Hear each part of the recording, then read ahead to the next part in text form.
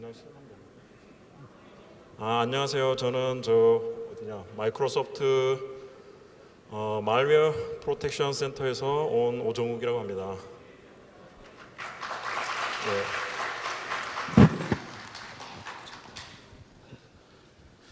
일단 여기 덤니움이라는 어떤 대상에 대해서 저희가 이제 리버스 엔지니어링 했는데요. 덤니움이라는 건 일단 구글링을 해보시면 일단 어떤 뭐라고 해야 될까? 어떤 광물질이라든지 아니면은 방사능을 포함한 어떤 그런 물질로 나오거든요. 사실은 저희 마이크로소프트에서는 최근 몇 년간 여러 APT 그룹을 사실 추적을 하고 있는데 각 그룹에 대해서 어떤 코드네임을 붙이게 되어 있습니다. 그래서 여러 코드네임 중에서 저희들이 쓰는 방식은 어떤 광물질에 대한 그 원소 주기율표에 있는 그러한 이름들을 가지고 APT 그룹에 이름을 붙이고 있습니다. 예를 들어서 FireEye 같은 경우에는 APT에 번호를 붙이는 경우가 있습니다. APT28이라든지 APT18 뭐 이런 식으로 붙이는 경우가 있고, 마이크로소프트 같은 경우에서는 저희 내부적으로 결정된 것은 어떤 액티비티 그룹 자체에 대해서 어떤 중립성이라고 그래야 되나, 어떤 의미를 부여하지 않기 위해서 일부러 광물질의 이름, 원소 주기율표의 이름을 붙이고 있습니다. 일단 이러한 액티비티 그룹, APT 그룹을 마이크로소프트에서 추적하는 부분에 대해서 어떻게 보면 이해하기 힘든 부분도 있는데요. 왜냐하면 마이크로소프트는 어떻게 보면 윈도우즈를 만들고 윈도우즈 시스템의 보안을 책임지는 어떤 그러한 역할을 할 수는 있지만 왜 APT 그룹을 추적을 할까, 이러한 의문을 가질 수가 있습니다.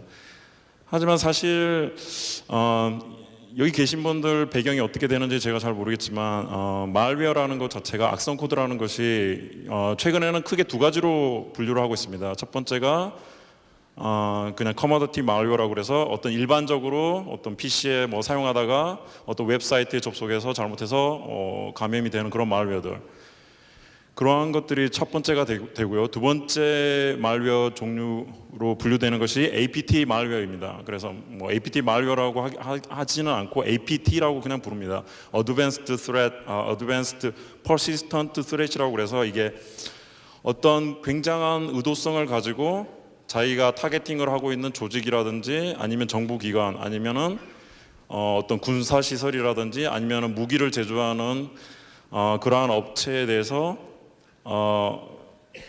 일반적으로 사용되지 않는 그러한 말웨어를 직접 제작을 해서 유포하고 침투하는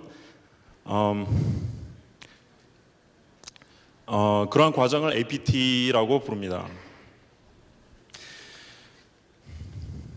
그래서 일단 덤니움이라는 액티비티 그룹에 대해서 이름 자체는 굉장히 사실은 좀 어떻게 보면은 좀 굉장히 와닿지 않는 면이 있는데 첫 번째로 제가 설명을 드리자면 이 액티비티 그룹은 일단 이스트 아시아, 그러니까 동아시아 쪽, 뭐 더 구체적으로 얘기를 하자면 중국, 그 다음에 어디냐, 일본, 그리고 북한, 뭐 이런 식으로 주로 타겟팅을 하고 있습니다.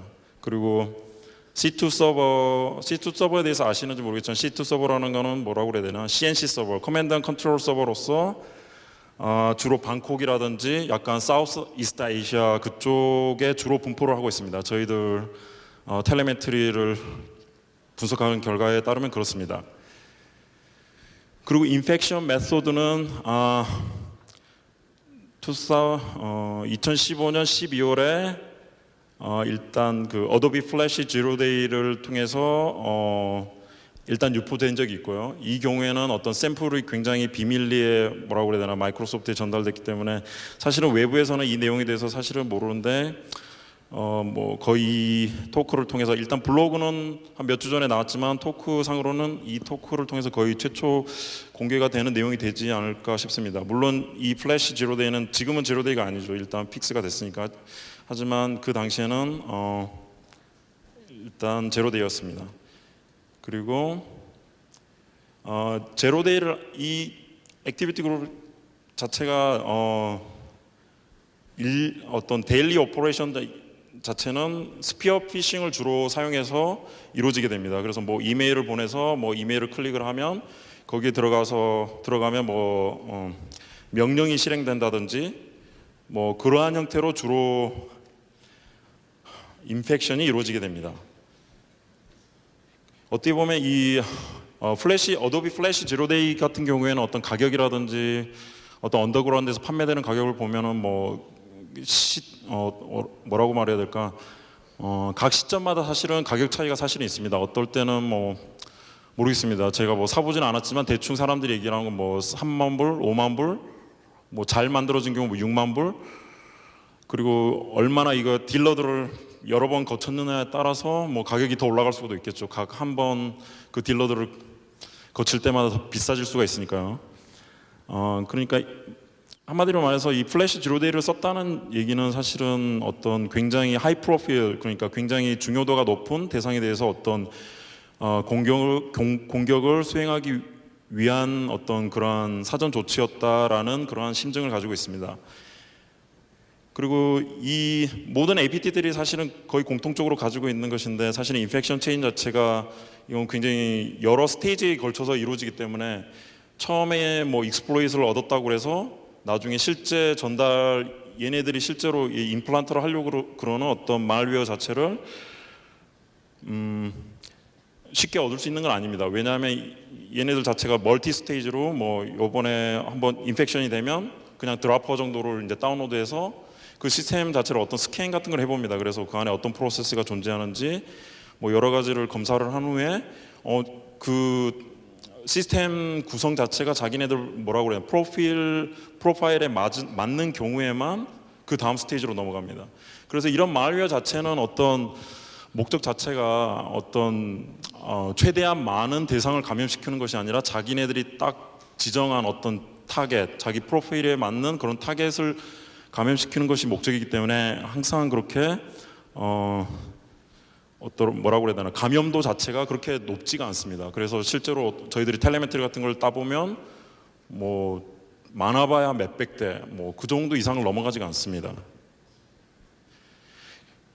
그리고 여기서 한 가지 제가 말씀 안 드리겠는데, 이 액티비티 그룹 자체는 사실은 저희들은 이제 덤님이라고 부르지만 사실은 인더스트리에서는 이 그룹 자체를 다크호텔이라는 이름으로 부르고 있습니다. 다크호텔이라 그러면 사실은 저기 카스퍼스키에서 2014년이었나 15년이었나 하여튼 그쪽에서 발표를 해서 와이어드라든지 여러 가지 주류 언론에도 사실은 소개가 됐었거든요. 그래서 그쪽 기사 내용을 보면 이 그룹의 특징은 뭐냐면 주로 동남아시아 그쪽에서 고급 호텔들을 주로 타겟을 잡고 있습니다. 그래서 고급 호텔을 전산망 네트워크 자체를 원격으로 전부 다 뚫고 들어가서 그쪽 네트워크를 일단 장악을 한 다음에 그 고급 호텔에 투숙하는 여러 주요 인사들이 있겠죠. 그 어떤 대상이 되는 사람이 투숙하는 기간 동안 그 기간 동안만 딱 그 인펙션을 딱 시킵니다. 그래서 어떤 방법이 주로 사용되느냐 하면 그 기사 내용에 따르면 예를 들어서 그 투숙객이 인터넷을 호텔 네트워크를 쓴다.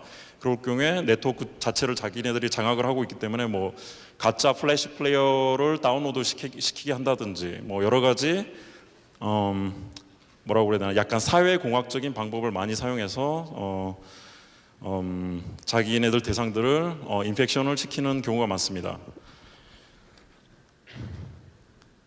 또 한 가지 특징은 그렇게 공격이 끝나고 나서는 모든 네트워크에 존재하는 백도어라든지 모든 걸 다 클린업을 하고 다 청소를 한 다음에 싹 사라져 버립니다. 그게 이제 굉장히 이 그룹 특징은 이제 저희들이 추적할 때도 그런 특징을 굉장히 많이 봐왔는데요. 자기네들한테 맞지 않는 대상인 경우에는 모든 흔적을 다 지워버리고 뭐라고 그래야 되나, 전혀 그냥 인펙션을 더 시킬 수 있음에도 불구하고 모든 걸 다 클린업하고 다 정리를 하고 나가버립니다.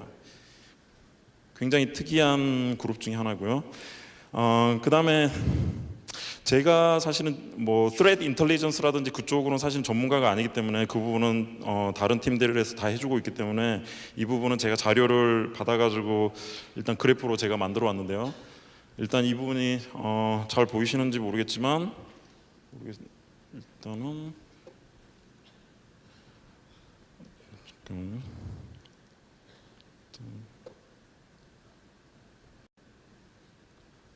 그래프를 확대를 제가 해보겠습니다.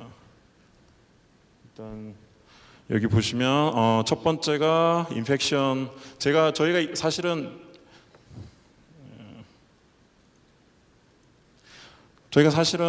여기에 사실은 이게 인펙션이 몇 대가 됐는지 사실 숫자가 들어가야 되는데 제가 일부러 숫자를 뺐습니다. 사실은 그거 자체도 어떻게 보면 굉장히 민감한 정보가 될 수 있기 때문에 일단은 뺐는데, 가장 인펙션이 많은 나라는 일단 중국이고요. 그 다음에 일본, 그 다음에 특이하게도 세 번째가 사실은 남한입니다. 대한민국이죠. 그 다음에 미국이 있는데, 일단 순서대로 아니까 그 다음에 러시아 정도 되겠네요. 그리고 굉장히 특이한 것 중에 하나가 사실은 중간 정도에 보시면 노스 코리아라고 그래서 북한이 들어가 있습니다. 저 부분은 제가 북한이 왜 들어갔을까 해서 제가 일부러 IP를 따로 뽑아가지고 사실은 제가 검색도 다 해봤는데 보니까 북한 IP 어드레스가 맞더라고요. 그래서 이게 공식적으로 사실은 이 부분은 그러니까 지리적으로 북한 내부에 위치한 어떤 기계 자체가 감염이 된 것이 사실은 확인이 돼 있습니다. 사실은. 그리고 일단은 저희들이 여기 다이어그램에는 포함이 안 돼 있는데 저희들이 사실 감염이 된 그 시스템의 로케이를 가지고 사실은 분류도 해볼 수가 있습니다. 그래서 그렇게 해보면 반 정도는 영어를 쓰고 나머지 반은 사실은 한국어로 쓰고 있습니다. 그래서 이제 저희들이 가지고 있는 생각은 이 액티비티 그룹 자체는 어떤 한국어를 쓰는 어떤 그런 대상들을 굉장히 흥미롭게 공격을 하고 있다. 예를 들어서 중국이라든지 이 부분에 중국도 있고 어디 중간에 보면 이란 뭐 그런 나라도 있는데 사실은 그 부분도 저희들이 컴퓨터 자체 정보를 뽑아보면 텔레메트를 뽑아보면 사실은 한국어를 쓰는 한국 사람입니다. 그래서 뭐 유저네임이라든지 그런 걸 보면 한국 사람이고 어떻게 왜 이란 IP가 찍혔는지 모르겠지만 뭐 프록시를 쓸 수도 있고 뭐 여러 가지 이유가 있을 것 같습니다. 그래서 이제 저희들이 가지고 있는 생각은 뭐 이 액티비티 그룹이 어떤 나라를 공격 대상으로 하고 어떤 나라에서 시발돼 있다 뭐 그런 걸 저희들 공식적으로 얘기를 할 수 없지만 뭐 한국어를 쓰는 사람들을 주로 대상으로 하고 있고 그 공격 스케일 자체가 아주 크지가 않습니다. 굉장히 작은 스케일에서 이루어지고 있고 굉장히 조심스럽습니다.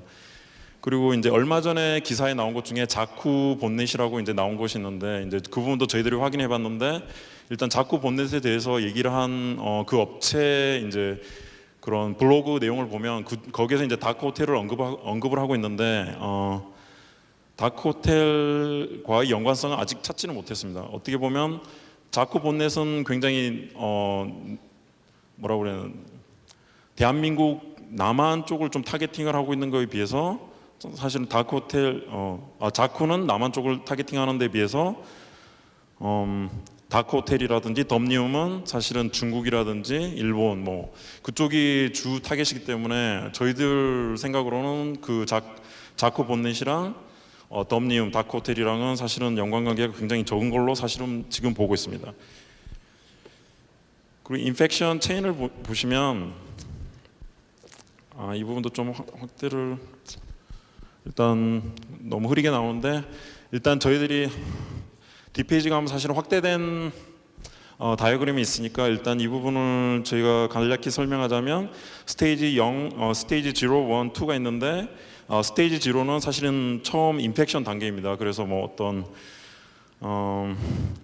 플래시 익스플로이트를 쓴다든지 아니면 LNK 파일을 쓴다든지 뭐 이런 식으로 사회공학적인 방법을 쓰는 케이스입니다. 그래서 일단 어떻게 사용자 머신에 엔트리 포인트를 확립을 한 다음에 일단 스테이지 1 바이너리를 드랍을 시킵니다. 그래서 이 스테이지 1 바이너리 자체는 굉장히 흥미로운 바이너리입니다. 그래서 이 부분에 대해서도 사실 연구가 굉장히 많이 이루어져 있고 다른 보안 업체 들에서도 대부분 다루고 있는 부분이 사실은 스테이지 1 바이너리입니다. 그래서 이 부분은 뭐 시스템에 어떤 소프트웨어가 깔려 있는지 아니면 어떤 랭귀지를 쓰고 있는지 아니면 IP가 뭔지 아니면은 어떤 보안 프로그램을 쓰고 있는지 이런 부분에 대해서 굉장히 정보 수집을 굉장히 많이 합니다. 많이 해서 그 부분을 C2 서버로 보내고 C2 서버가 그 부분에 대해서 어떤 자기네들이 생각하기에 이제 어떤 로직을 가지고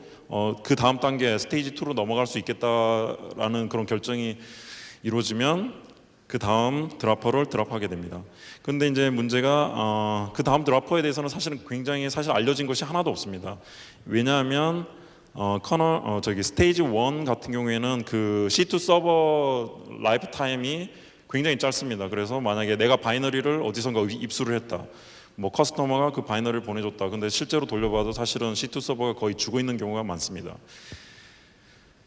그렇기 때문에 사실 스테이지 2에 대해서는 사실은 굉장히 연구된 것이 없고 그 부분에 대해서 어떻게 동작하는지는 사실은 공개된 것이 거의 없습니다. 그래서 어떻게 보면 오늘 토크 내용이 사실은 그 부분 내용이고, 사실은 블로그가 사실은 예정이 돼 있는데 블로그가 아직 퍼블리시가 안 되었기 때문에 사실은 여기서 지금 얘기하는 어떤 내용 자체가 굉장히 어떻게 보면 공개되는 내용 중에서는 사실은 최초의 내용이 될 수가 있습니다.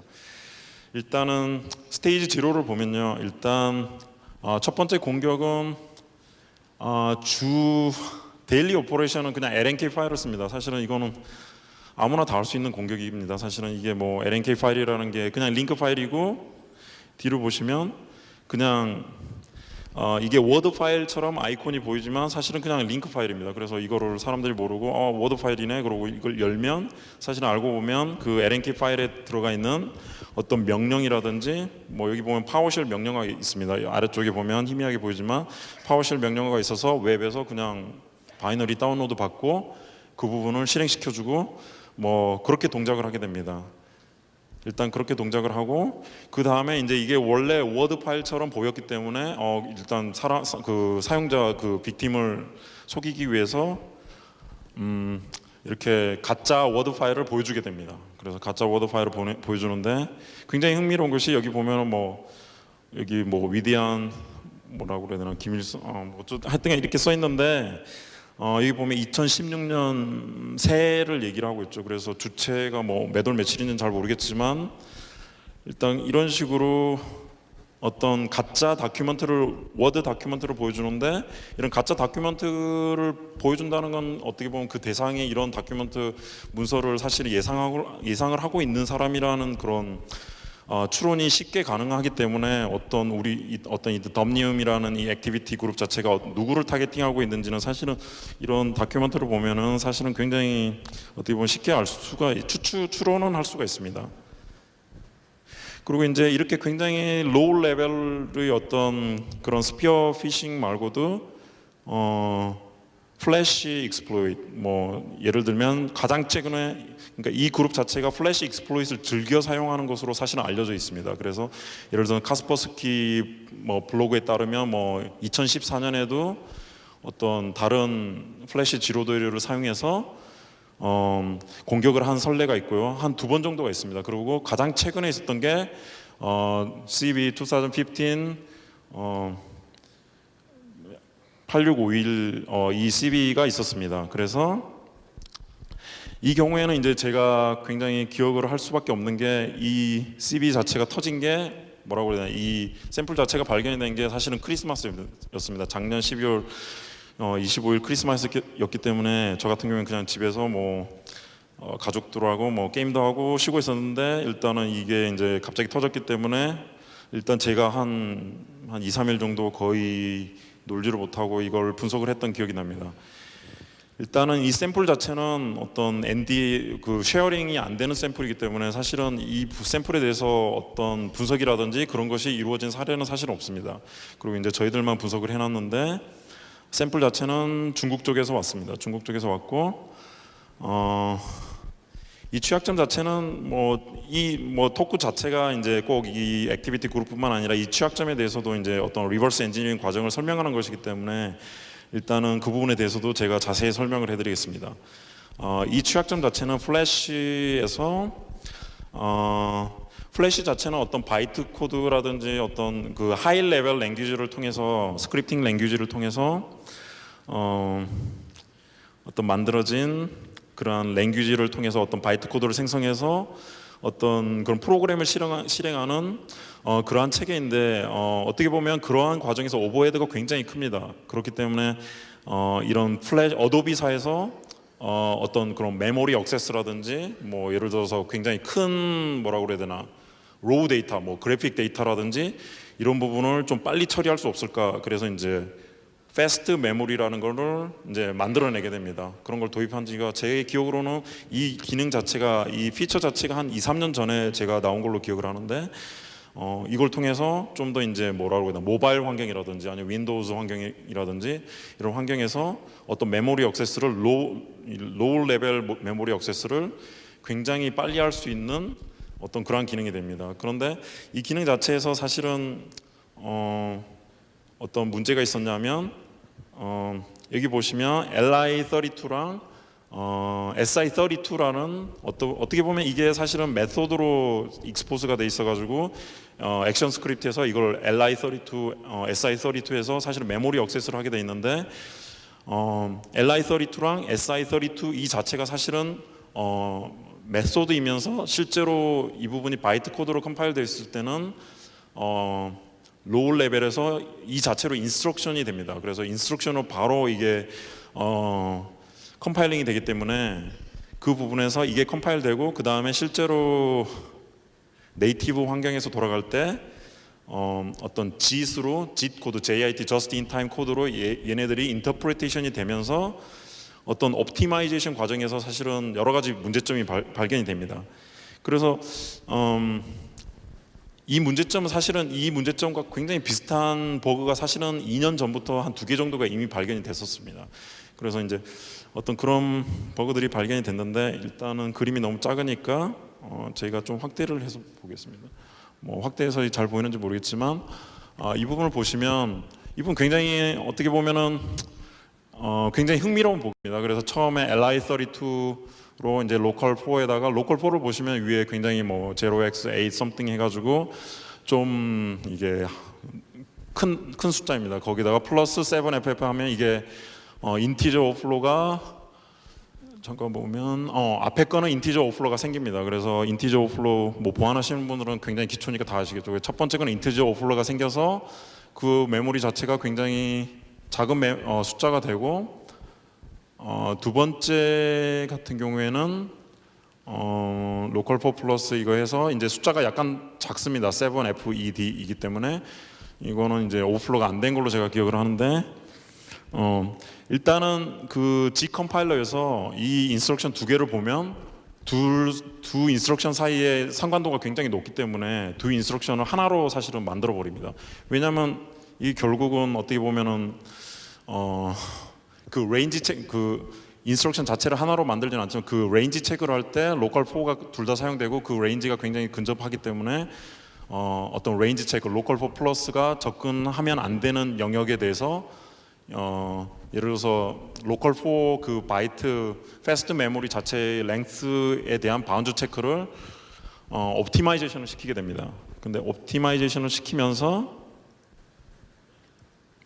여기를 보시면 사실은 이 부분은 뭐 이 부분은 일단은 제가 마이크로소프트에 썼던 블로그 자체가 사실은 인터넷에 있기 때문에 그 부분에도 똑같은 내용이 굉장히 자세하게 제가 써놨습니다. 써놨는데 일단은 제가 간략히 설명을 드리자면 여기 컬럼이 3개죠. 3개인데 중간에 있는 컬럼 그 파란색 바탕으로 있는 컬럼이 저기 이제 바이트 코드 레벨 어떤 인스트럭션입니다. 그래서 이게 ABM 버추얼 머신 인스트럭션인데 푸시 뭐 컨버트 알고 이 x86 인스트럭션에 비하면 굉장히 단순합니다. 이런 인스트럭션이 있는데 이런 인스트럭션이 실제로 어떤 플래시 플레이에서 돌아갈 때는 오른쪽 인스트럭션으로 다 컴파일이 됩니다. 컴파일이 되는데 예를 들어서 G 컴파일러가 컴파일 하는데 예를 들어서 여기 보면은 전부 다 이게 선이 연결이 돼 있죠. 그래서 노란 선으로 연결돼 있는 부분은 약간 아래쪽으로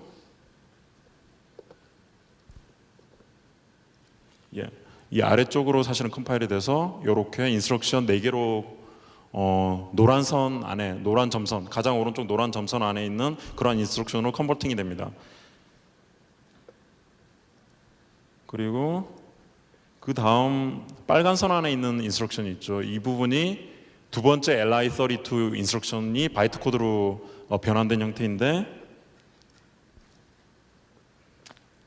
이 부분은 위쪽으로 올라갑니다. 위쪽으로 올라가서 뭐 여러 가지 레인지 체크도 하고 랭스 그 비교도 하는데 문제가 되는 부분이 이 중간 아래쪽에 보시면 CMP, EDI, EAX 해서 큰 빨간 사각형 안에 작은 빨간 사각형이 있습니다. 점선 사각형이 있는데 CMP, EDI, EAX 해가지고 EDI가 4로 이제 오버플로가 됐죠. 그리고 EAX가 FFF 이렇게 돼 있는데 저 부분이 사실은 LI32 두 인스트럭션에 대해서 사실은 레인지 체크가 따로 이루어져야 되는데 이 부분에 대해서 사실은 잘못 이루어져서 하나로 옵티마이제이션을 잘못했기 때문에 얘가 이제 하나만 잘못하고 있습니다. 그렇기 때문에 나머지 한 인스트럭션을 가지고 사실은 아웃 오브 바운드 액세스가 가능하게 됩니다. 그래서 이 인스트럭션을 가지고 자기 플래시 메모리가 아닌 다른 메모리까지 프로세스 메모리를 자유롭게 읽을 수도 있고 쓸 수도 있게 됩니다. 어떻게 보면 사실은 굉장히 편리한 버그죠. 이거는 이런 버그가 하나 나오게 되면 뭐 이거 가지고 뭐 사실은 100% 익스플로이트를 만들 수밖에 없습니다. 이거는 뭐 여러 가지 고민할 필요도 없이 이미 나와 있는 다른 익스플로이트 좀 짜깁기만 해도 금방 다른 익스플로이트를 만들 수 있는 정도의 굉장히 그레이드가 높은 버그의 취약점에 속합니다. 사실은. 그래서 여기를 보시면 이 경우에는 보면 SI32는 사실은 이제 메모리를 쓰는 부분이죠. 그래서 이 부분도 거의 똑같습니다. if가 SI32가 있고 그 다음에 뭐 LI32가 있고 뭐 이렇게 있는데 이 부분도 옵티마이제이션이 일어나서 사실은 SI32로 이제 아웃 오브 바운드 라이트가 가능하죠. 그래서 아무 메모리나 자기가 원하는 메모리를 모두 쓸 수 있게 됩니다. 그래서 이 경우에는 이제 바이트 어레이라고 그래서 플래시에서 쓰이는 어떤 바이트 어레이라는 클래스가 있는데 이 부분이 사실 공격자들이 최근 한 8개월, 7개월간 가장 즐겨 쓰고 있는 그런 어떤 공격 타겟입니다. 이 부분에서 7FFF 이 부분을 저 두 번째 있는 local 4 플러스 7FF FC로 써주게 되면 그 부분이 사실은 바이트 어레이 랭스라는 그 필드 메모리 로케이션을 정확하게 가리키고 있기 때문에 저 바이트 어레이라는 오브젝트 자체가 커럽션이 일어나게 됩니다. 그래서 이제 저 바이트 어레이를 이용해서 이제 좀 더 편리하게 모든 프로세스 메모리도 읽을 수도 있고 쓸 수도 있고 굉장히 편리하게 익스플로이트를 하게 됩니다. 이제 두 번째를 보시면 이거는 이제 액션 스크립트 부분인데 바이트 코드 랭스가 어떻게 커럽션이 됐는지 이제 중간에 체크하는 부분이고요. 이제 약간의 어떤 스프레잉 같은 거는 일어나기 때문에 여러 가지 스프레이로 좀 많이는 일어나지 않고 어느 정도 몇 개인지 기억이 안 나는데 한 100개, 200개 정도 일단 깔아놓고 그 중에서 한 개가 커럽션이 일어나기 때문에 그 중에서 어느 것이 커럽션이 일어났는지 찾는 부분입니다. 일단 그렇고요. 그 다음에 이 익스플로이트 자체가 굉장히 특이한 게 뭐냐면 다른 익스플로이트를 보면 굉장히 심하게 뭐라고 해야 되나 난독화가 이루어져 있습니다. 그래서 뭐 예를 들어서 뭐 자기네 쓰는 함수 이름도 싹 전부 다 랜덤 스트링으로 다 바꿔놓기 때문에 사실은 분석을 하려고 하면은 진짜 힘듭니다. 진짜 힘든데 이 경우에는 거의 표준 뭐라고 그러나 POC 이그젠플을 막 만들듯이 그렇게 코드가 짜여져 있습니다. 그래서 여기 보시면 모든 RW 프리미티브에 대해서 사실은 자기네들이 완전히 완벽하게 그 함수 이름이 다 들어가 있기 때문에 분석하는데 너무 쉽습니다. 그래서 제일 처음에 read32는 32비트 그냥 읽어오는 부분, 그 다음에 저기다 그냥 어드레스만 패스를 하면 그 어드레스에 있는 내용을 다 읽을 수가 있습니다. 그리고 뭐 여러 가지 유틸리티 펑션이 다 있죠. 그래서 뭐 여러 바이트를 읽어오는 부분도 있고 그 다음에 쓰는 부분도 똑같이 대응되는 그러한 메소드들이 다 있습니다. 그래서 제가 이제 이 부분을 얘기하는 것 자체가 다 이유가 있는데요. 사실은 일단은 이렇게까지 굉장히 다큐멘트가 돼 있고 굉장히 체계적으로 어떤 익스플로이 짜여 있다는 것에서부터 이제 저희들이 추측할 수 있는 게 이게 어떻게 보면 자기네들이 그냥 쓰기 위해서 만든 거라기보다는 어떤 다른 셀러를 통해서 어떤 굉장히 이쪽 익스플로이트 쪽에 굉장히 전문가인 어떤 사람이 이 부분을 굉장히 다듬어서 이렇게 많은 시간을 들여서 만들어서 판 것이다 라는 어떤 그런 추론은 사실은 가능합니다. 그리고 일단은 뒤에 가서 이제 제가 또 말씀드릴 내용이 있는데 익스플로이트 자체가 여기에서도 보시면 어떤 쉘 코드 엑시큐션을 하는데 어떤 콜 메소드라고 그래서 이 부분은 사실은 해킹팀 쪽에서 사실은 쓰는 메소드입니다. 그래서 이 메소드는 해킹팀 아닌 경우에는 사실은 발견된 적이 사실은 거의 없거든요. 근데 그러니까 작년 7월이었죠. 작년 7월에 릭된 그 샘플 코드에 이거랑 똑같은 코드가 있습니다. 사실은 거의 똑같은 코드가 있기 때문에 사실은 저희들이 추측하는 거는 어떤 해킹팀이랑 연관이 있지 않을까. 그리고 이 액티비티 그룹이 어떤 플래시 익스플로잇을 공급을 받을 때 자기네들이 직접 짠다기보다는 그런 해킹팀이라든지 뭐 그 비슷한 팀, 뭐 비슷한 딴 팀은 생각이 안 나기 때문에 일단 해킹팀밖에 없는데 그런 쪽에서 이런 익스플로이트를 공급받는 걸로 저희들은 추측을 하고 있습니다. 사실은 뭐 어떤 것도 확신할 수 있는 건 없기 때문에. 그리고 여기서 쓰이는 어떤 공격 방법 중에 이제 두 번째로 얘기가 되는 게 이게 이제 해킹팀에서 쓰는 방법에 굉장히 어떻게 전형적인 방법입니다. 그래서 이런 식으로 어떤 더미 펑션 메소드를 만들어 놓고 이 메소드 자체가 사실은 더미 그 메소드이기 때문에 안에 아무것도 없습니다. 없고 여기 보시면 get object addr이라고 그래서 그 더미 메소드 자체의 어드레스를 뽑아낸 다음에 뒤에 보시면 read 32에서 막 어드레스 계산을 하죠. 로컬 1 해가지고 8하고 그 다음에 그 부분을 다시 읽은 다음에 그 부분 어드레스에 대해서는 또 다른 계산들을 여러 개 하는데 이 계산 자체가 사실은 플래시 내부에 있는 오브젝트들의 어떤 필드들을 여러 번 점프를 해서 어떤 특정한 어떤 메모리 주소값을 읽는 건데 결국은 이 더미 오브젝트의 어떤 로우 레벨 상에서의 펑션 테이블 자체를 얘가 얻어내는 과정입니다.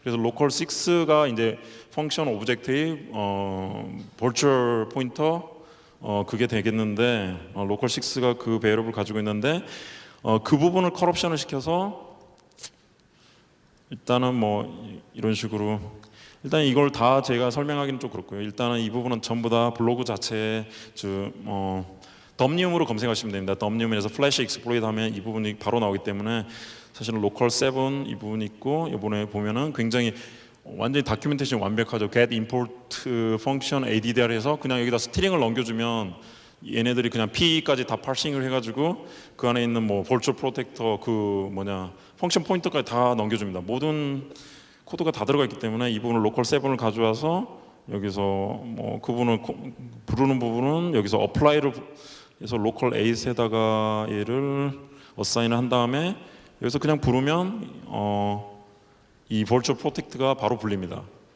그러니까 이런 과정 자체가 사실은 굉장히 뭐라고 그래야 되나 초보자도 이 액션 스크립트 이제 가지고 와서 자기가 원하는 거 나는 이런 기능을 구현하고 싶다. 그럼 액션 스크립트에서 이런 부분만 소스 코드만 조금만 바꾸면 굉장히 커스터마이즈된 어떤 익스플로잇을 굉장히 쉽게 짤 수 있습니다. 그래서 이 부분은 또 두 번째인데 이 부분도 거의 똑같습니다. 이 부분도 콜 메소드로 쓰고 뭐 여러 가지 계산 부분이 있는데 다른 어떤 플래시 익스플로잇에 비교를 한다면 굉장히 사실은 다큐멘테이션도 너무 잘 돼 있고 굉장히 깔끔하게 돼 있고 어떤 익스플로잇을 돌려보면 성공률도 거의 99% 100% 이상 됩니다. 굉장히 안정적인 익스플로잇이기 때문에 어떻게 보면 굉장히 커머셜 그레이드에서 굉장히 가격이 높았을 것으로 보이는 어떤 그런 종류의 익스플로잇입니다. 뭐 여기 보시면 쉘 코드라는 게 이게 따로 쉘 코드가 어셈블리가 있는 게 아니라 이런 식으로 그냥 부릅니다. 그냥 액션 스크립트에서 바로 부를 수가 있습니다. 여기 보시면 이건 아니구나. 두 번째 페이지로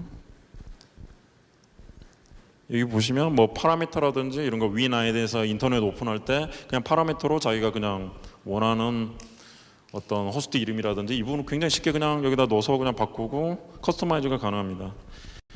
일단 이 부분이 이제 플래시 익스플로잇 작년 11월에 나왔던 어떤 플래시 익스플로잇의 특징이고요. 이제 저희들이 생각하는 부분은 해킹팀 익스플로잇과 굉장한 유사성을 가지고 있다. 그 두 번째로는 어떤 얘네들이 쓸 때 인터넷 오픈 URL 뭐 이 부분을 해서 여러 가지 이제 그 다음 단계 페일로드를 다운로드를 받는데 뭐 한 번에 받지를 않고 뭐 첫 번째 거 받고 조금 시간을 둔 다음에 뭐 두 번째 거를 받는다든지 그래서 두 개를 합쳐야지 하나의 P 파일이 된다든지 뭐 이런 식으로 조그만 트릭들이 많습니다. 왜냐하면 일반적으로 이제 애널리스트들이 분석을 할 때는 첫 번째 이제 뭔가 피드를 해서 뭔가 다운로드가 되면 여기 이제 다운로드 됐구나 이제 그 부분을 이제 다 분석을 하게 됩니다. 이 부분 인코드가 돼가지고 다운로드가 되기 때문에 그 부분을 한참 분석을 하다 보면 이제 나중에 뭐 하루라든지 한 몇 시간이 지나서 이제 사람들이 알게 되는 거죠. 두 번째를 다운로드를 안 받았다는 걸 알게 되죠. 이제 그때 가서 다시 다운로드를 받으려고 하면 이제 C2 서버가 사실은 죽어 있기 때문에 그때는 죽어 있고 그 부분에 또 같은 IP에서 여러 번 접속을 하면 걔네들이 이제 다 차단하기 때문에 이제 그때는 늦는 거죠. 그래서 이제 그 다음 단계 페일로드 받는 게 굉장히 어렵습니다. 예, 여기까지가 이제 익스플로잇에 대한 분석이고요. 사실은 이 부분은 이제 좀 약간 다른 얘기가 되는데, 일단은 이 토크 자체가 어떤 액티비티 그룹에 대한 어떤 그런 포커스도 있고, 사실은 다양한 측면에서 저희가 얘기를 하고 있더니, 두 번째로는 이 액티비티 그룹이 가지고 사용한 어떤 익스플로잇에 대한 특징, 그 부분은 제가 금방 설명을 드렸고요. 이제 그 다음 어떤 뭐라고 그래야 되나 관점에서 보자면, 어떤 이 부분이 어떻게 마이크로소프트라는 어떤 벤더랑 어떤 상관관계가 있는가, 그리고 벤더에서 어떤 미리게이션이라고 그래야 되나, 미리게이션, 그리고 어떤 뭐 프로덕트를 더 안전하게 만들기 위해서 하는 어떤 여러 가지 활동들, 그 부분이 그 어떤 공격자들에 대해서 어떠한 데미지라고 그래야 되나, 어떤 피해라고 그래야 되나, 좀 표현하기 어려운데, 그 부분에 대해서 어떻게 이제 작동을 하는지, 그 부분에 대해서 저희들이 여러 가지로 연구를 하고 있는데, 가장 좀 재밌는 결과가 이제 저희들이 하나 얻은 것이, 일단은 플래시 플레이어 같은 경우에는 역사가 한 5년 전부터 사실은 익스플로잇이 굉장히 많이 됐습니다. 한 5년 전부터 한 2, 3년 동안 굉장히 익스플로잇이 많이 되다가, 그 다음에 자바 쪽에서 굉장히 붐이 일어났죠. 그래서 자바 같은 경우에는 어떤 논리적인 로지컬한 버그가 많기 때문에, 그 경우에는 만약에 자기가 뭐라고 그래야 되나 취약점을 찾으면 거의 익스플로이트 확률이 100%입니다. 그래서 자바가 한 2, 3년 정도 사실은 그 익스플로이트 쪽을 거의 도미네이트를 했습니다. 그 부분을 했었는데, 자바 쪽에서 이제 한 게 클릭 투 플레이를 자바 오라클에서 도입을 했습니다. 그래서 자바를 그 실행할 때 사인이 안 된 걸 돌리려고 하면 클릭을 해야지 돌게 만들어 버렸습니다. 이제 그 다음에 그 기능 하나 때문에 자바 쪽 그 어떤 익스플로잇에 대한 그 메릿이 팍 떨어져 버리게 되죠. 왜냐하면 사람들이 어디 웹사이트로 들어갔는데 갑자기 자바를 실행시키려고 하면 뭐 좀 생각 있는 사람은 사실은 캔슬을 누르겠죠. 근데 예스를 뭐 누른다고 해도 사실은 APT라든지 이 부분에 대해서 뭐 어떤 트레이닝이라든지 교육을 좀만 받아도 그거 누르면 안 된다. 그리고 자바라는 건 사실은 그렇게 많이 특정한 어떤 업무적인 영역에서는 많이 사용되지만, 어떤 그냥 일반적인 인터넷 서핑에서는 그렇게 많이 사용이 안 되기 때문에 그런 클릭 투 플레이가 굉장히 먹혀 들어갔습니다. 그래서 그 이후로 거의 자바 취약점 자체 시장이라고 그래야 되나, 그런 익스플로잇 자체가 팍 죽어버리게 됩니다. 그래서 그 이후 한 6개월, 7개월 정도 좀 잠잠하다가, 그 다음 단계로 이제 공격자들이 다시 움직이고 들어간 부분이 사실은 어도비 플래시입니다. 그래서 이제 자바로 일단 넘어갔을 때 사람들이 생각하기로는 뭐 이제 플래시 쪽은 익스플로잇이 다 죽었다. 이제 플래시 쪽은 너무 이제 익스플로드 하기도 너무 힘들고 여러 가지가 그게 뭐라고 그래야 되나, 미리게이션도 없기 때문에 이제 힘들다라고 생각을 했는데, 이제 공격자들도 이제 자바가 죽었기 때문에 이제 브레이크 스루를 만들어내 가지고 플래시 쪽에 사실은 이게 굉장히 붐이 일어나게 됩니다. 한 2년 반 정도, 제가 정확하게 기억이 안 나는데 한 그 정도부터 굉장히 붐이 일어나게 되고, 뭐 1년에 제로데이가 뭐 15개, 16개 뭐 이런 식으로 쏟아져 나옵니다. 사실은 나오기 때문에 그 부분에 대해서 사실은 마이크로소프트 같은 경우에는 마이크로소프트사와 어도비사죠. 어도비사는 어떤 시큐리티 쪽에 있어서 어떤 파트너십을 가지고 있기 때문에, 그리고 어도비사에서 어떻게 보면 마이크로소프트는 10년 전, 그 15년 전 그때부터 벌써 당해온 그 히스토리가 있기 때문에 그 부분에 대해서 노하우를 굉장히 많이 가지고 있습니다. 그렇기 때문에 저희들이 계속 어도비 쪽 그쪽 시큐리티 담당자들과 계속 그 커뮤니케이션을 하고, 어떤 어드바이스도 주고, 이렇게 다음 단계는 뭐를 해라, 어떤 미리게이션을 넣으면은 이 단계에서는 이루어진다. 그리고 제가 하는 일도 어떤 플래시 익스플로잇을 분석을 해서 이번 익스플로잇에는 요런 공격 방법이 쓰였기 때문에 다음번에서는 지금 플래시에서는 이 부분에 투자를 해서 이 부분에 미리게이션을 넣으면 그 지금 몇 달 동안은 뭐 버틸 수 있다든지, 뭐 그런 식으로 장기적인 플랜과 어떤 그런 단기적인 플랜이라든지 그 부분에 대해서 서로 코칭을 해주고 있습니다. 저희들이 코칭을 해주고 있는데, 이 부분의 경우에는 일단은 굉장히 흥미로운 데이터인데, 여기 보면은 별 내용이 없는 것 같지만 이 해킹팀에서 나온 것으로 추정되는 익스플로잇에는 얘네들이 이제 뭐 한 가지 플래시 버전만 서포트를 하는 게 아니라 이 커머셜 그레이드이기 때문에 사실은 여러 가지 플래시 버전에 대해서 굉장히 다양한 서포팅을 해주고 있습니다. 그래서 익스플로잇 왼쪽 보면은 컬럼이 3개인데 중간에 PDF, SA, JOE 저 펑션 자체는 플래시 플레이어 19.00185보다 낮은 플래시 플레이어에 대해서 공격하는 그런 익스플로잇 코드입니다. 그리고 오른쪽에 있는 QEI 그 부분은 19.00185보다 높은 플래시 플레이어 버전에 대해서 공격하는 코드가 들어가 있습니다.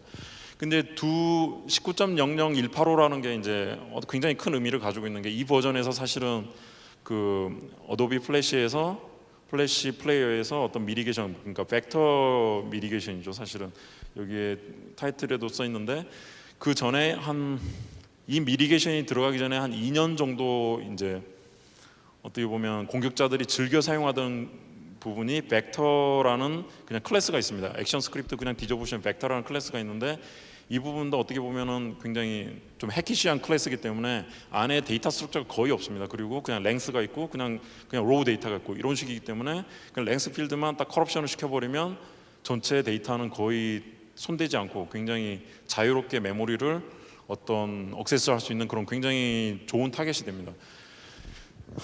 이 부분에 대해서 그 벡터라는 오브젝트 클래스에 대해서 2년 정도 어떤 그런 어뷰즈가 일어났는데 사실은 19.00185가 그 벡터 커럽션 부분을 완벽하게 미리게이션을 시킨 그 버전입니다. 그래서 이 부분에 대해서는 이제 만약에 벡터에서 랭스가 좀 이상하게 바뀌었다. 그래서 책섬을 내게 됩니다. 책섬하고 비교를 해서 책섬은 뭐 같은 메모리 영역에 넣는 게 아니라 이제 다른 메모리 영역에 얘를 이제 같이 컬옵션을 못 시키게 따로 빼내게 됩니다. 빼내서 이제 서로 비교를 해보게 됩니다. 여기 원래는 랭스가 뭐뭐가 들어가고 이 책섬이 뭐가 돼야 되는데 책섬 테이블하고 비교를 해보니까 서로 틀리다. 그 경우에는 뭐 그냥 종료를 시켜버리게 됩니다. 그런 식으로 이제 그 간단한 어떻게 보면은 코드 라인수로 뭐 비교를 해보자면 그냥 책섬 내고 CRC32로 책섬 내고 뭐 이런 거기 때문에 코드 라인수로 비교를 해보자면 뭐 모르겠어요. 50줄, 100줄 그 정도면 사실은 구현이 가능한 기능인데 그 간단한 미리게이션이 들어가서 익스플로이 코드를 보시면 그 전 버전에 대해서는 뭐 139 라인이면 사실은 어떤 익스플로잇이 가능한 그런 익스플로잇을 짤 수 있었습니다. 그러니까 139 라인 자기가 이제 익스플로잇 짜면 여기서 익스플로잇 잘 된다 이제 그렇게 나올 수가 있었는데 그 미리게이션 들어간 다음에는 그 익스플로잇 코드 자체가 라인 수가 5021 라인으로 바뀌어 버리게 됩니다. 그래서 이게 비율로 따지면 1대 36입니다. 그러니까 그 전에는 뭐 1 정도의 노력이 필요했다면 뭐 1시간이면 짤 걸 뭐 이게 절대적으로 시간으로 컨버팅을 할 수는 없겠지만 뭐 36시간이 걸린다 뭐 이렇게 얘기하기는 힘들겠지만 적어도 뭐 몇 배 이상의 시간과 노력을 들여야지 익스플로잇이 제대로 돌게 만들게 됩니다. 그래 이 부분은 어떻게 보면 벤더랑 어떻게 보면 어태커 사이에 이제 주고받는 건데 이제 저희들이 이 부분을 막아버리면 사실은 그 어태커 쪽에서도 이제 새로운 리서치를 해야 되고 그 부분에 대해서 리소스도 투입을 해야 되고 그 코스트가 발생하게 됩니다. 그래서 이제 그 부분에 대해서는 이제 어떻게 보면 미리게이션이라는 것 자체가 벤더 쪽에서 취할 수 있는 굉장히 어떤 조치 중에서 리스판스 중에서 굉장히 좋은 뭐라고 해야 돼? 투자 대비 성능이 굉장히 좋은 그런 방향이 됩니다. 왜냐하면 만약에 아까 SI32, LI32 그 버그 패치를 하면 그냥 그 익스플로잇 하나만 막습니다. 사실은. 근데 벡터 커럽션을 막아버렸기 때문에 벡터 커럽션 말고 다른 방법을 찾아내는데 뭐 예를 들어서 뭐 2주가 걸린다, 3주가 걸린다 이렇게 걸릴 수가 있고 그 부분에 있어서 그 공격자들도 데미지를 입기 때문에 어떻게 보면은 벤더사로서는 굉장히 취할 수 있는 굉장히 좋은 옵션인 것 같습니다. 제가 보기에는. 그래서 이제 어떤 플래시 익스플로잇이 일어난 다음에 스테이지 1 상태로 들어가는데 이 부분에 대해서는 사실은 이 부분 거의 드라퍼 수준인데 사실은 알고 보면 이쪽 오른쪽을 보시면 이 스테이지 1에서 얘네들이 포커싱하고 있는 거는 인바이러먼트 체크를 굉장히 심하게 합니다. 그래서 이 얘네들이 뭐 로케일이 뭔지 뭐 영어인지 한국어인지 뭐 이런 거 굉장히 심하게 체크를 하고 그 다음에 모든 스트링들이 다 인코딩이 되어 있습니다. 그래서 그냥 보면은 이게 커스터마이즈된 어떤 그런 알고리즘을 쓰고 있기 때문에 뭐 이 자동화로 이걸 뽑아내는 거는 사실은 그걸 한 벤더는 있지만 그거는 거의 인스트루멘테이션을 전부 다 해야지 뽑을 수 있는 상태고 그냥 뭐라고 그래야 되나 그냥 다이내믹 인바이러먼트에서 뭐 쿠쿠 샌드박스를 돌린다든지 뭐 이런 걸로 돌려서는 사실은 스트링이 하나도 안 나옵니다. 왜냐하면 얘네들은 다음번에도 얘기를 하겠지만 각 서브루틴이 돌 때마다 메모리를 다 클린업을 합니다. 그리고 스트링을 쓰고 클린업을 하고 스트링을 쓰고 클린업을 하기 때문에 어떤 자기네들 로우 스트링이 하나도 나오지가 않습니다. 그 타이밍이 적당히 맞지 않느냐, 맞아도 딱 그 어떤 펑션에 대한 그런 스트링만 나오게 됩니다. 그리고 인터넷에서 그 페일로드를 다운로드 받을 때 바로 쓰지 않고 어떤 익스터널 컴포넌트를 이용해서 해서 다운로드를 받게 됩니다. 이제 그 부분도 이 바이너리 자체가 굉장히 영어로 표현 스니키하다고 그래요. 한국말로 표현하면 굉장히 조심스러운 바이너리입니다. 그래서 들키지 않게. 그러니까 이 바이너리 자체는 사실은 패킹이 전혀 안 돼 있습니다. 그냥 IDE로 열리면 다 열리지만 그 안에서 사실은 중요한 정보들은 다 인코딩이 되어 있습니다. 그래서 예를 들어서 이 바이너리 자체는 그냥 뭐 프로퍼티를 보면 그냥 오픈 SSH 툴인 것처럼 나와 있습니다. 그리고 전체 99% 코드가 오픈 SSH 그 오픈 SSL 코드입니다. 왜냐하면 스태틱 링크를 해놨기 때문에 그냥 보면 그냥 SSH 툴인가 보다. 그리고 얘를 실제로 돌리면 얘가 서티피케이트 진짜 드랍을 합니다. 그래가지고 포브키 생성되고 프라이빗 키 생성되고 뭔가 툴인가 보다. 그냥 애널리스트가 보면은 사실은 뭐 이걸 보고 의심스럽다고 느낄 수가 없습니다. 그렇게 되면 그냥 바이패스를 하고 99%가 사실은 그 오픈 SSL 코드이기 때문에 그렇습니다. 그래서 첫 번째 단계가 사실은 어떤 오픈 SSL 코드 99%이기 때문에 그 부분은 사실 제거를 해야 되는 그런 문제가 있었습니다. 이제 그 부분에 있어서는 사실은 IDE에 플러트라는 기능이 있습니다. FLIRT 뭐 플러트라는 기능이 있는데 그 기능의 경우에는 어떤 라이브러리라든지 오픈 SSL 라이브러리에서 예를 들어서 첫 번째 몇 바이트를 다 시그너처로 만들어 놓고 이 시그너처가 나오면 이거는 무슨 펑션이다. 뭐 이런 식으로 테이블을 다 만들 수 있습니다. 그걸 제너레이트해서 IDE로 그분을 입력을 시켜주면 IDE에서 이 바이너를 읽으면 그분이 다 심볼이 다 룩업이 돼가지고 다 리졸브 된 상태로 나오게 됩니다. 근데 이제 그렇게도 쓸 수 있지만 결국은 그 부분은 매뉴얼 워크가 어느 정도 인발브가 될 수밖에 없습니다. 왜냐하면 각 펑션에 대해서 어느 정도로 패턴을 쓸 건지 그 부분 사실은 어느 정도 자기가 결정을 해야 되기 때문에 그래서 저희들이 생각한 부분은 그냥 바이너리 디핑이라든지 그 부분 개념을 좀 가져와서 그 앞에 그냥 OP 코드 가지고 그냥 쭉 그냥 해시 각 펑션마다 해시를 만들어서 그 부분에 대해서 그냥 캘큘레이션해서 저희 같은 경우는 그냥 샤원 해시를 만듭니다. 그 스트링으로 컨버팅을 한 다음에 샤원 해시를 만들어서 그 다음 덤니움 바이너리에서 그냥 돌리면 다 리졸브가 되게 만들었습니다. 이 부분은 그렇게 기술적인 부분은 아니고요. 그 다음에 얘네들이 굉장히 인코딩된 스트링을 많이 쓰는데 사실은 그게 어떻게 보면 얘네들 허점입니다. 왜냐하면 인코딩된 스트링을 많이 쓰기 때문에 사실 인코딩만 풀면은 모든 게 다 클리어 텍스트로 다 보입니다. 그렇기 때문에 그냥 이 분석을 안 하고 사실 여기 있는 스트링만 봐도 얘가 뭐를 하는지 사실 다 알 수 있습니다. 그래서 얘는 프로세스를 만들고 그렇기 때문에 이 과정만 거치게 되면 사실은 그 다음 과정은 굉장히 쉽습니다. 그리고 이 경우에는 여러 가지 방법이 있는데 커스텀 디코더를 만든다든지 그 부분은 제가 블로그로 썼기 때문에 그 부분 들어가서 보시면 아마 될 겁니다. 어떻게 저희들이 썼는지. 그 다음에 아까 말씀드렸듯이 어떤 여기 fill memory with random byte라고 그래가지고 그 랜덤 바이트를 제너레이션 한 다음에 그 모든 디코딩된 스트링은 스택에 저장이 됩니다. 스택에 저장이 되고 각 펑션이 리턴하기 전에 무조건 이런 각 스택에 대해서 fill memory with random byte라는 그 펑션을 부르게 됩니다. 이 부분은 그냥 그 스택을 그냥 랜덤 바이트로 다 fill를 해버리게 됩니다. 물론 거기 그 펑션에 이게 심볼이 들어있는 거 아니고 이 부분 제가 그냥 리네임을 한 부분입니다. 일단 그렇고요. 그 다음에 굉장히 흥미로운 부분이 덤님이 소프트웨어 인바이러먼트 체크를 하는데 여기 보시면 굉장히 익스텐시브하게 굉장히 철저하게 체크를 합니다. 굉장히 리스트가 굉장히 깁니다. 사실은 제가 놓친 부분도 있을 수 있는데 가장 흥미로운 부분 제가 몇 개만 뽑아왔습니다.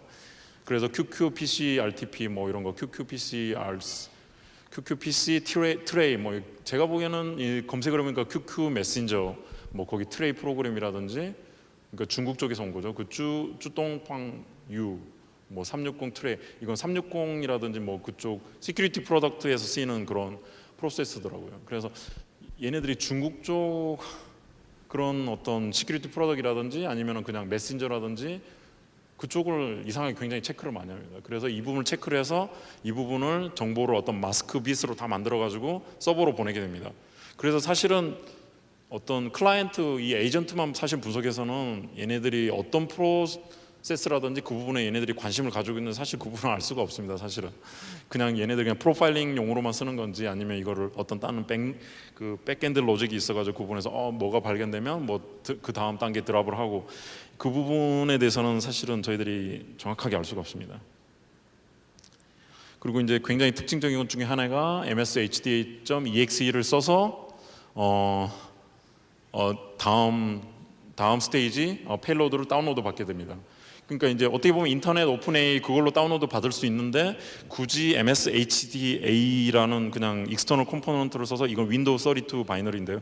이 부분을 써서 이 부분을 그냥 런한 다음에 다운로드를 받는데 MSHDA.exe로 프로그램 다운로드 받는 게 사실은 굉장히 번거롭습니다. 왜냐하면 이거 옵션 자체가 뭔가 다운로드를 받아서 얘가 다운로드 받은 거를 파일이 어디에 왜냐하면 이거 자체는 어떤 VB 스크립트를 사실은 실행시키는 용도입니다. 그렇기 때문에 이 다운로드 받은 파일이 어디에 드랍돼 있는지는 이게 사실은 프로그램 가지고 이거를 찾아내기가 굉장히 힘듭니다. 그렇기 때문에 얘네들이 하는 건 일단 다운로드를 시켜놓고 그 프로세스를 열어서 거기서 핸들 테이블 다 룩업을 해가지고 어디에다 얘가 그 캐시 파일을 드랍했는지 그거를 얘가 이제 파일 이름을 다 룩업을 해서 받아내서 그 파일을 엽니다. 그러니까 어떻게 보면 사실 말도 안 되는 이상한 그런 행태를 보이는데 어떻게 보면 굉장히 말도 안 되지만 사실은 이게 굉장히 어떻게 보면 굉장히 영리한 그런 방법입니다. 왜냐하면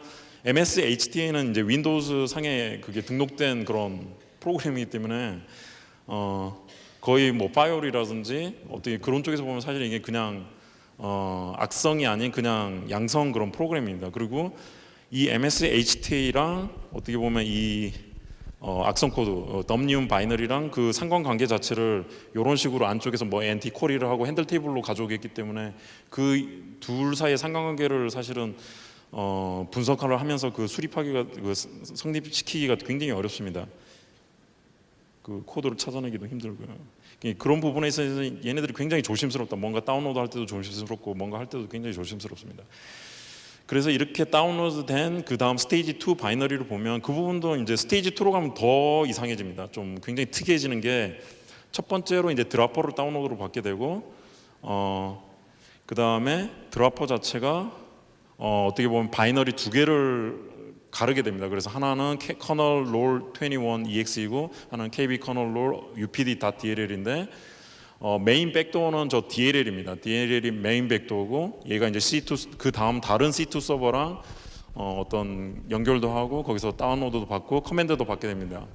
그리고 얘네들이 이제 파일 컴포넌트 여러 가지 뭐 다른 exe 파일이라든지 드라퍼라든지 여러 애들이 지워지게 되면 새로 다시 드랍을 하는 그런 역할을 하게 됩니다.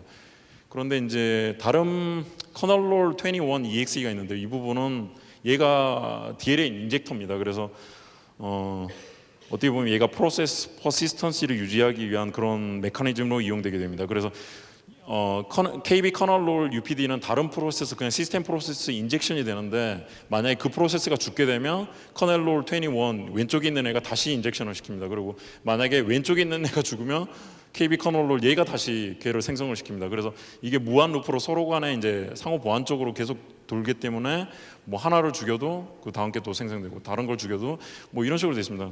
어떻게 보면 굉장히 뭐 유치하다고 그래나 그런 방법인데 이제 스테이지 얘네들이 어떤 뭐 루킷이라든지 이런 걸 못해서라기보다는 어떻게 보면 좀 디텍션하기 어려우면서도 로우텍이면서 디텍션하기 어려운 방법 뭐 그런 부분을 굉장히 연구를 많이 하는 것 같습니다. 그래서 이 부분이 이제 어떤 다이어그램이 되는데 뭐 스테이지 어떻게 보면 굉장히 어려울 수가 있는데 중간에 하나 둘 세 번째 kernel upd.dll 이 부분이 메인 모듈입니다. 그래서 모든 메인 코드는 다 거기 들어가 있습니다. 그래서 메인 C2 서버에서 뭐 여러 개의 커맨드를 가지고 왔다 갔다 하고 그 다음에 가장 오른쪽에 있는 kernel 21.exe랑 서로 보안적으로 인젝션을 하는 관계입니다. 그리고 스테이지 kernel 21exe가 하나 더 있습니다. 가장 왼쪽에 있는데 이 부분은 스테이지 1 kernel 그 어떤 바이너리입니다. 그래서 이 부분이랑 이름은 같지만 사실은 다른 기능을 하고요. 그 다음에 두 번째 문제가 있는 게 kernel 21에서 드라퍼를 받아올 때 얘가 디스클래스입니다. 그래서 이 드라퍼 P 모듈 두 번째, 왼쪽에 두 번째 있는 저 모듈 자체는 디스크에 쓰여지지가 않습니다. 그렇기 때문에 이제 사람들이 분석을 할 때 저 바이너리를 얻어내려면 그 프로세스가 직접 인펙션이 된 상태에서 떠올 수밖에 없습니다. 그래서 이제 그런 여러 가지 특성들이 있기 때문에 사실은 이런 특성들이 스테이지 2 바이너리에 대한 어떤 인더스트리에서의 커버리지라든지 이 부분을 굉장히 낮게 하는 그런 요인이 되고 있습니다. 사실은. 그렇기 때문에 예를 들어서 여기 나오는 KB 커널롤 UPD.DL이라든지 가장 오른쪽에 있는 저 바이너리에 대해서는 벤더 디텍션, 인더스트리 디텍션이 사실은 제로입니다. 아무도 디텍션 못하고 있습니다. 지금 마이크로소프트 빼고는. 그리고 여기 쓰는 뭐 여러 가지 테크닉들이 있는데요. 이 부분은 뭐 지금 시간이 다 되기 때문에 뭐 여러 가지 굉장히 특이한 테크닉들을 쓰고 있습니다. P 이미지 리플레이스먼트라든지 이 부분은 프로세스 할로잉 뭐 그런 테크닉이 있는데 이게 이제 어떤 그냥 프로세스를 실행을 시켜놓고 거기에 있는 메인 바이너리를 자기 바이너리로 거기를 리플레이스를 하는 그런 테크닉이 있는데 얘네들은 약간 거기서 진보를 해서 그걸 리플레이스를 바로 하지 않고 자기네 걸 딴 메모리도 인젝션을 해놓고 그 원래 거는 원래 있는 것처럼 해놓고 그 다음에 여기 있는 어떤 컨텍스트를 바꿉니다. 컨텍스트를 얘네들이 다 조작을 한 다음에 그 다음에 윈 메인 CRT 스타트업 거기서 코드를 아예 바꿔버립니다. 자기 쪽으로 부스트랩이 될 수 있게 이렇게 그 부분에서 그냥 오프셋만 살짝 바꿔버립니다. 그래서 이제 이 부분을 이제 디버그로 열어보면 이 인젝션된 모듈이 보이지가 않습니다. 그리고 원래 메인 모듈은 다 있는 것처럼 보이기 때문에 그냥 포렌지컬리 얘를 어널리시스를 해보면 얘가 감염이 돼 있는지 안 돼 있는지 그걸 뭐라고 그래야 하나 탐지하기가 굉장히 어렵습니다. 사실은 이게 얘네들은 숨어져 있는 어떤 그런 섹션에 딱 들어가 있기 때문에 그 부분은 굉장히 좀 까다롭습니다. 그리고 오토매틱 그런 어떤 어널리시스 시스템들이 어떤 탐지를 하기 어렵게 하는 여러 가지 테크닉을 제가 보기에는 얘네들이 개발을 해서 쓰고 있는 것 같습니다.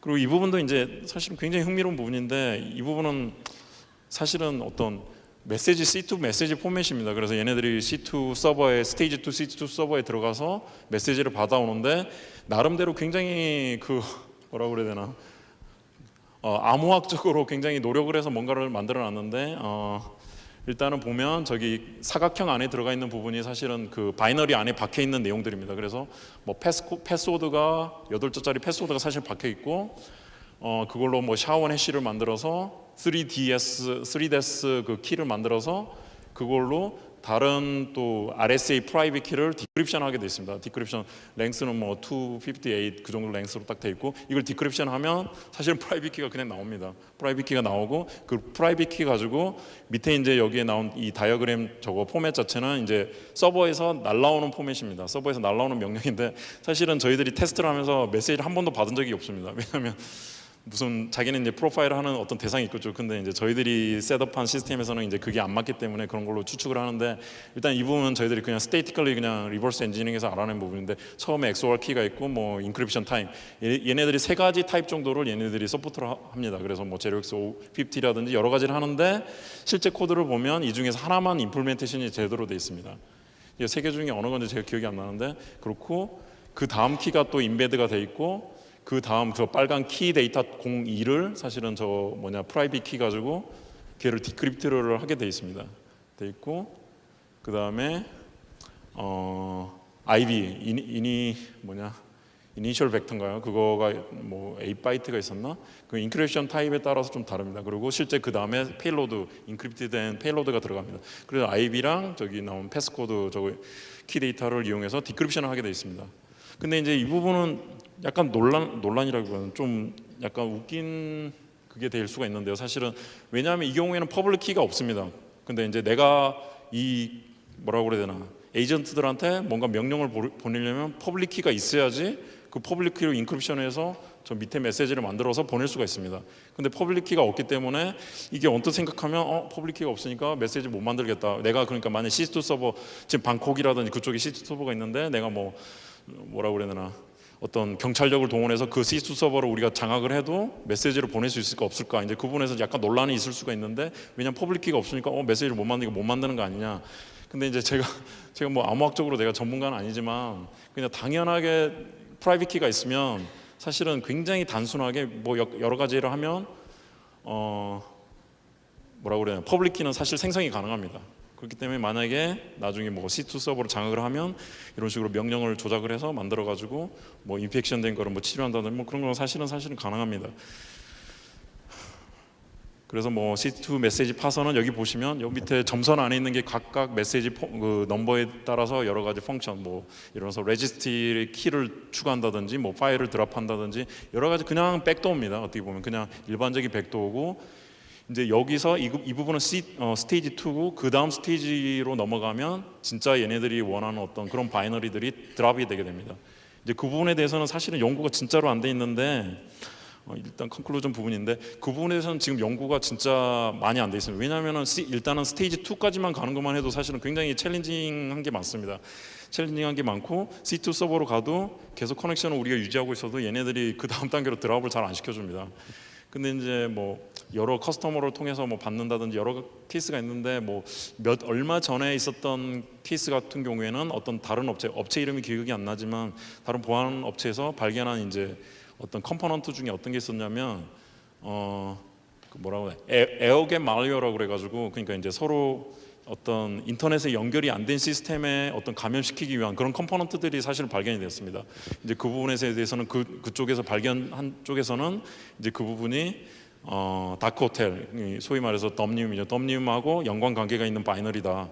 그러니까 예를 들어서 이런 식으로 C2가 감염이 되면 걔네들이 그런 식으로 자기네들 여러 가지 컴포넌트 라이브러리가 있겠죠. 거기서 이제 그런 걸 이제 드랍을 해가지고 그 부분에 인펙션을 시켰다라는 그런 식으로 얘기를 하는데, 그 경우에는 이제 USB를 만약에 꽂게 되면 걔네들이 USB 드라이브를 감염시키고 이제 그 USB를 가지고 뭐 딴 에어갭이라고 그래야 되나, 어떤 인터넷과 단절된 시스템에 들어가서 뭐 그걸 꽂게 되면 그 다음에 이제 그쪽에서부터 다시 인펙션을 시키게 되는.